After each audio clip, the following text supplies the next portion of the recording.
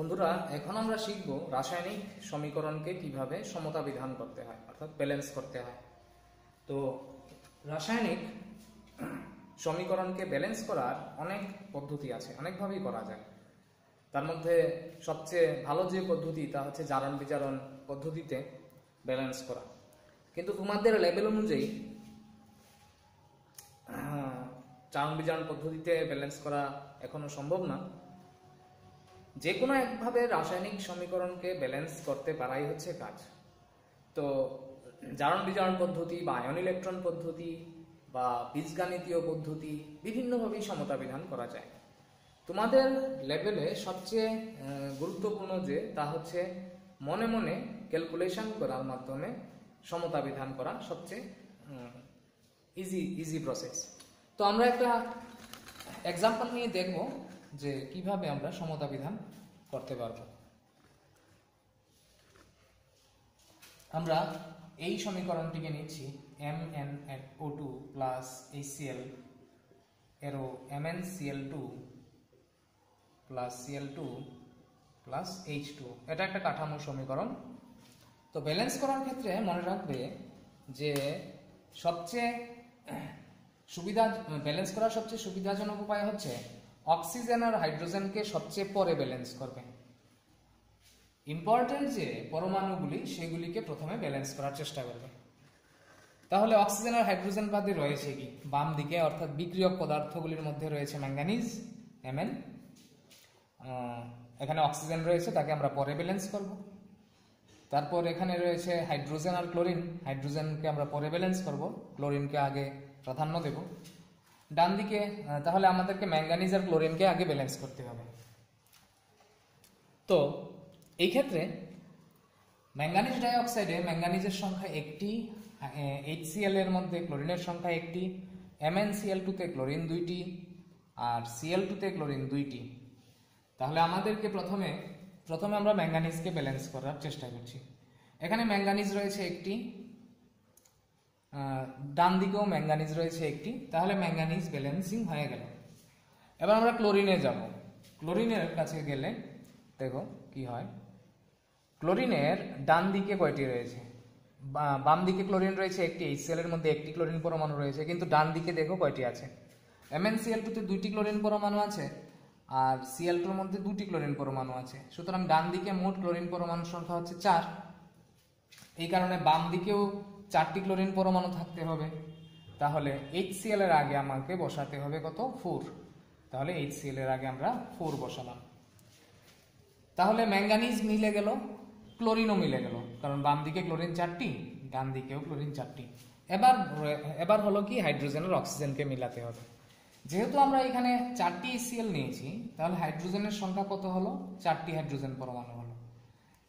তাহলে ডান দিকেও কয়টি হাইড্রোজেন পরমাণু হতে হবে? 4টি হাইড্রোজেন পরমাণু হতে হবে। তো এখানে ডান দিকে জলের মধ্যেই হাইড্রোজেন পরমাণু রয়েছে, একটি জলে রয়েছে 2টি হাইড্রোজেন পরমাণু। সুতরাং হাইড্রোজেনের সংখ্যা ব্যালেন্স করতে হলে H2 এর আগে 2 বসাতে হবে। তাহলে H2O এর আগে 2 বসালে এখানে 4টি হাইড্রোজেন পরমাণু হলো আর এখানেও 4টি হাইড্রোজেন পরমাণু হলো, তা ব্যালেন্স হয়ে গেল। এবার আমাদেরকে ব্যালেন্স করতে হবে কি? অক্সিজেন পরমাণু, লাস্ট অক্সিজেন। তাহলে যেহেতু এখানে আমরা 2 দিয়েছি, তাহলে অক্সিজেন পরমাণু কয়টি হয়ে গেছে? একটি জলের মধ্যে একটি অক্সিজেন পরমাণু, সুতরাং 2টি জলের মধ্যে 2টি অক্সিজেন পরমাণু। তাহলে বাম দিকেও কয়টি অক্সিজেন পরমাণু থাকতে হবে? 2টি। ম্যাঙ্গানিজ ডাইঅক্সাইডেই অক্সিজেন পরমাণু রয়েছে, অন্য কোথাও নেই বাম দিকের। তাই MnO2 তে অলরেডি 2টি অক্সিজেন পরমাণু রয়েছে। সুতরাং আমরা দেখলাম অক্সিজেন পরমাণুর সংখ্যাও মিলে গেল। এইভাবে আমরা দেখলাম যে এখানে ম্যাঙ্গানিজের সংখ্যা মিলল, ক্লোরিনের সংখ্যা মিলল, হাইড্রোজেনের সংখ্যাও মিলে গেল, অক্সিজেনের সংখ্যাও মিলে গেল। তাই সমতাযুক্ত সমীকরণটি হবে MnO2 plus 4HCl equal to MnCl2 plus Cl2 plus 2H2O। দ্বিতীয় আরেকটি এক্সাম্পল আমরা দেখব। Fe প্লাস H2O এরো Fe3O4 প্লাস H2।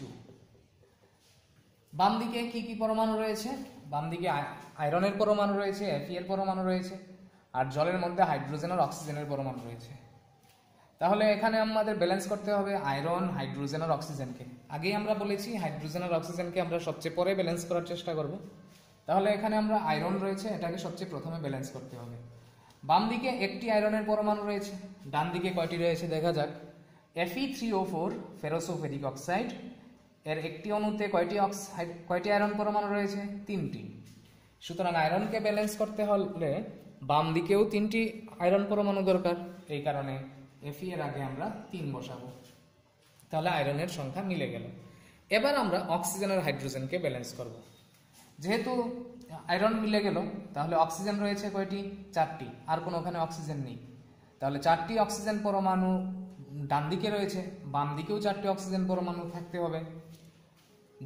একটি জলের অণুর মধ্যে একটি অক্সিজেন পরমাণু রয়েছে, যদি আমরা তার সামনে 4 বসাই তাহলে 4টি জলের অণুতে অক্সিজেন পরমাণু হবে 4টি। এইভাবে অক্সিজেন পরমাণুর ব্যালেন্স হয়ে গেল। এবার বাকি রইল হাইড্রোজেন পরমাণু। বাম দিকে কয়টি হাইড্রোজেন পরমাণু রয়েছে? একটি জলের অণুতে 2টি হাইড্রোজেন পরমাণু, তাই 4টি জলের অণুতে 8টি হাইড্রোজেন পরমাণু। তাহলে ডান দিকেও 8টি হাইড্রোজেন পরমাণু আমাদের লাগবে। Fe3O4 এ কোনো হাইড্রোজেন নেই, শুধুমাত্র হাইড্রোজেন রয়েছে এই জায়গায়।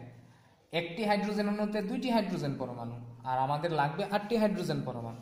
তাই H2 এর আগে 4 বসালে, অর্থাৎ 4টি হাইড্রোজেন অণুতে থাকবে 8টি হাইড্রোজেন পরমাণু।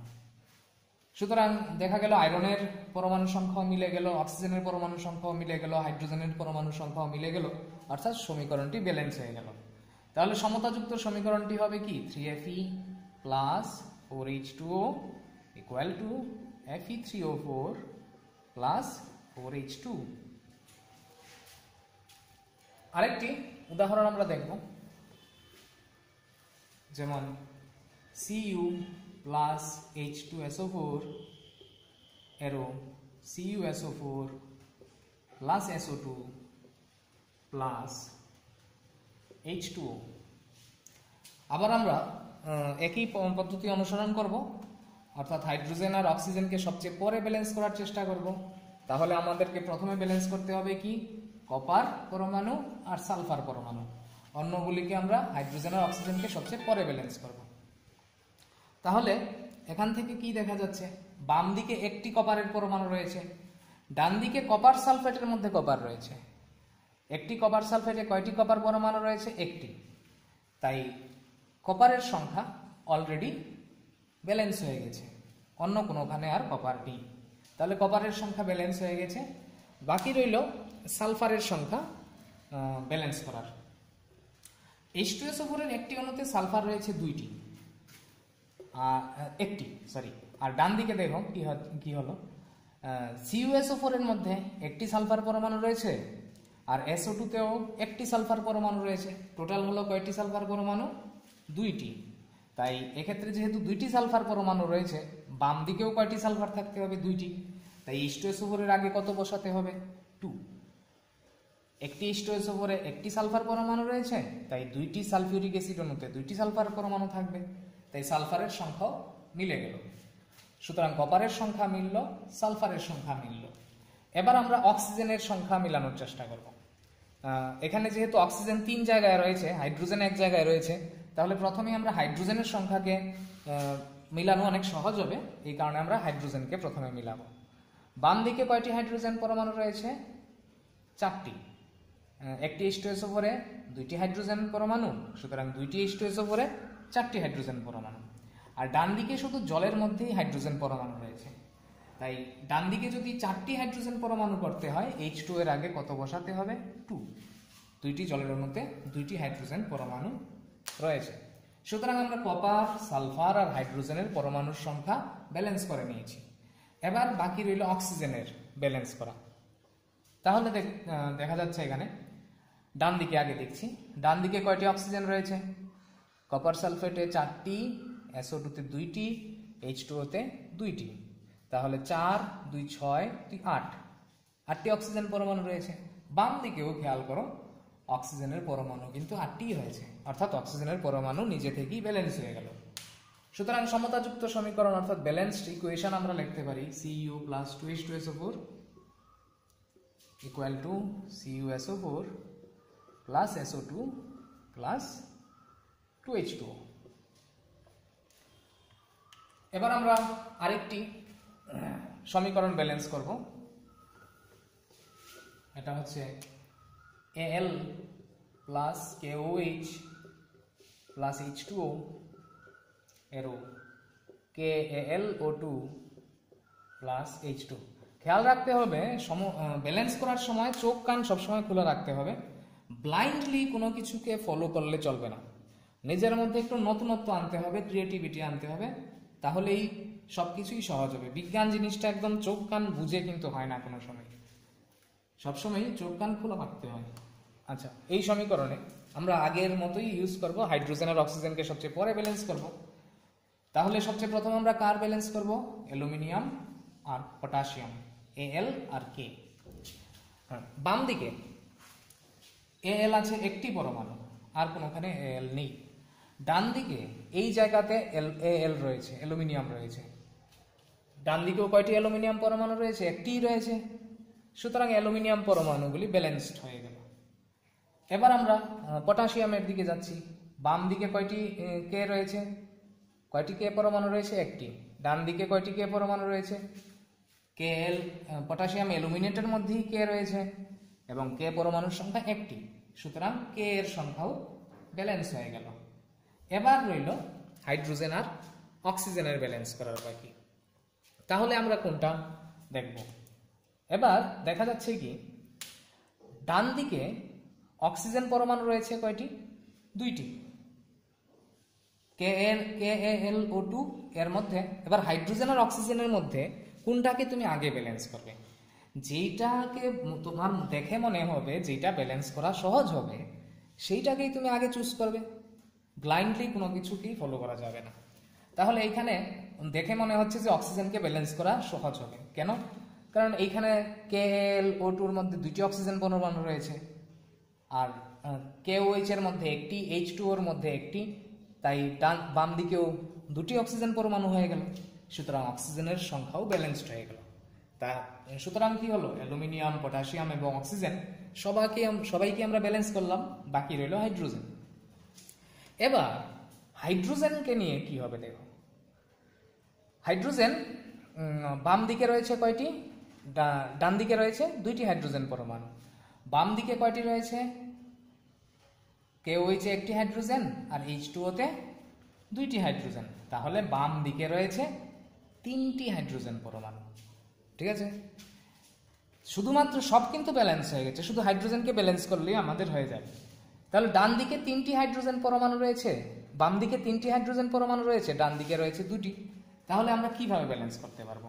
যদি কোনোভাবে আমরা হাইড্রোজেনকে 3 বানাতে পারি, 3টি হাইড্রোজেন পরমাণু বানাতে পারি, তাহলেই আমাদের হয়ে যাবে। তাহলে H2 এর আগে আমরা যদি 3/2 লিখি, তাহলে 3/2 অর্থাৎ 1.5। দেখো, একটি হাইড্রোজেন পরমাণুতে একটি হাইড্রোজেন অণুতে দুইটি হাইড্রোজেন রয়েছে, তাই 1.5টি হাইড্রোজেন পরমাণুতে অণুতে কয়টি হাইড্রোজেন পরমাণু থাকবে?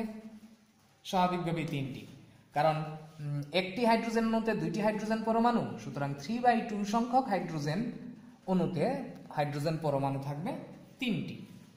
বোঝা গেল ব্যাপার? ওকে, আরেকটু ক্লিয়ার করার জন্য বলছি, এখানে 3/2 আমরা এটা 3/2 লিখলে এখানে এটাকে আমরা লিখতে পারি 2 ইন্টু একটি হাইড্রোজেন পরমাণু। 2 মার্ডার হলে কি থাকবে? 3টি হাইড্রোজেন পরমাণু। তাহলে বাম দিকেও 3টি হাইড্রোজেন পরমাণু রইল, ডান দিকেও 3টি হাইড্রোজেন পরমাণু রইল, সুতরাং হাইড্রোজেনের সংখ্যাও আমরা ব্যালেন্স করে দিয়েছি। কিন্তু এইখানে ভগ্নাংশ আকারে আমরা হাইড্রোজেনকে লিখেছি, কিন্তু যখনই আমরা সমতা বিধান করব সমীকরণের, এই ভগ্নাংশ আকারে লেখা চলবে না, পূর্ণ সংখ্যায় প্রকাশ করতে হবে। সম্পূর্ণ সমীকরণটিকে যদি আমরা 2 দিয়ে গুণ করে দিই, তাহলে এই 2 মার্ডার হয়ে যাবে, তখন আর ভগ্নাংশ রূপে সমীকরণটি থাকবে না। সুতরাং এই ভগ্নাংশটিকে সরানোর জন্য আমরা সবটা সমীকরণকে 2 দিয়ে গুণ করে দেব। তাহলে কি দাঁড়াবে? 2Al plus 2KOH plus 2H2O এরো 2KAlO2 প্লাস 2 মার্ডার হবে 3H2। এই হচ্ছে, এখানে আমরা তীর চিহ্ন সরিয়ে ইকুয়াল চিহ্ন দিয়ে দিব। এই হচ্ছে সমতা যুক্ত সম্পূর্ণ সমীকরণ। এবার তোমরা বাড়িতে বিভিন্ন সমীকরণকে সমতা বিধান করার চেষ্টা করবে। যদি কোনো জায়গায় অসুবিধা হয় আমাকে বলবে, বা নতুন নতুন কোনো জায়গায় আটকালে আমাকে বলবে। আমি কয়েকটি বাড়িতে করার জন্য কয়েকটি টাস্ক দিয়ে দিচ্ছি। একটি হচ্ছে PbO2 plus HCl arrow PbCl2 plus Cl2 plus H2O। 2 number হচ্ছে Cu প্লাস HNO3 arrow CuNO3 whole 2 plus NO2 plus H2O। এটা 1 নাম্বার। 2 নাম্বার। 3 নাম্বার একটা দিচ্ছি, এটা হচ্ছে NH3 প্লাস O2 এরো NO প্লাস H2O। আরেকটা দিচ্ছি 4 নাম্বার Fe2O3 প্লাস CO এরো Fe plus CO2।